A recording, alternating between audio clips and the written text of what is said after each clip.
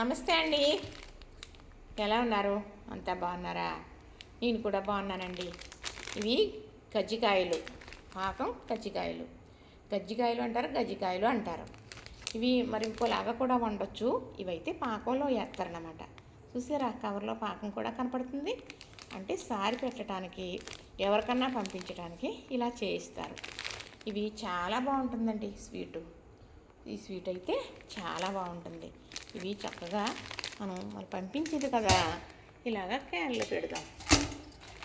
లెక్క పెట్టేసి పెట్టేద్దాం.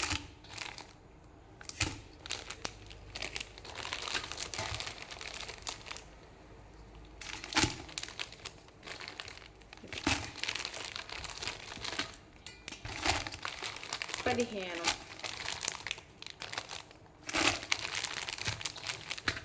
20,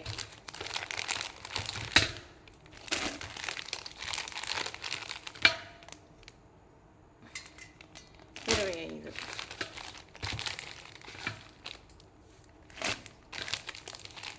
30,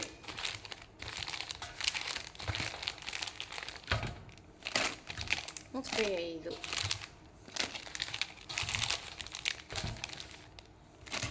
ఇలాగా మరి 38 అవినాయండి వచ్చినాయి. ఇవి 3 కేజీలు స్వీట్. చూసారు కదా, చక్కగా ఇంతేనండి.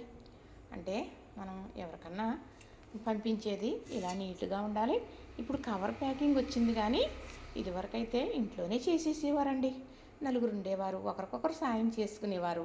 చక్కగా బిందులు బిందులు పెట్టేసేవారండి. బింది అంటే బిందుకి ఎన్ని కేజీలు అనుకుంటున్నారో? 8 కేజీలు, అలాగా 16 కేజీలు, ఇప్పుడు 20 కేజీలు అని అట్టపెట్టెలో ప్యాకింగ్ అయిపోతుంది, పెట్టేస్తున్నారు. కానీ ఇదివరకు గులాబీ గుత్తులు వండి పెట్టేవారా? మరేమో గజ్జికాయలు వండి పెట్టేవారా? మరి పూతరేకులు కూడా చక్కగా సారి పెట్టేవారు. ఇప్పుడైతే పూతరేకులు చాలా గొప్పగా వాడుతున్నారు. కానీ నా చిన్నతనంలో అయితే అది గంజి వంట, అదేం సారి అనేవారు. పూతరేకుని నెయ్యేసి అంత తాజాగా చేసిన అలా అనేవారు. కానీ ఇప్పుడు సారీ పెడుతున్నారు. మన చక్కగా పెళ్ళిళ్ళలోనే అన్నింటిలోని పూతరేకం ఉండకపోతే కార్యక్రమే లేదు అన్నట్టుగా ఉంటుంది అనుకోండి. పూతరేకు చాలా బాగుంటుంది కదండి స్వీటు. సరే, ఇవైతే చక్కగా మేము మరి వచ్చేది దీపావళి కదా, మరి దీపావళికి నా అతిథులు ఉన్నారనుకోండి, వాళ్ళు చేసుకోలేని పరిస్థితిలో ఉన్నప్పుడు మనం ఇలా పంపించాలి.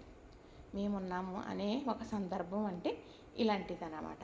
అందుకు మేము పంపించడం జరుగుతుంది. చూసారా చక్కగా. మరి ఇలా చూస్తుంటే ఐటమ్ అంటే తెలిసిన వాళ్ళకి మా బాబు పురమాయించాడు అనమాట. అంటే ఎవరైనా బాగా చేస్తారండి, ఒకళ్ళని అనకూడదు. కానీ మనం చురుకు చూసేటప్పటికి మరి ఇలా చూస్తే కడుపు నిండాలి, తింటే కాదు. అందుకు చెబుతున్నాను అన్నమాట. చక్కగా మరి ఇప్పుడు ఇది పంపించేస్తానండి. ఇది తీసుకెళ్తారు. తర్వాత మరొక వీడియోలో మళ్ళీ మాట్లాడతాను. చూసారా, నచ్చిందా? లైక్ చేయండి, షేర్ చేయండి, సబ్స్క్రైబ్ చేయండి.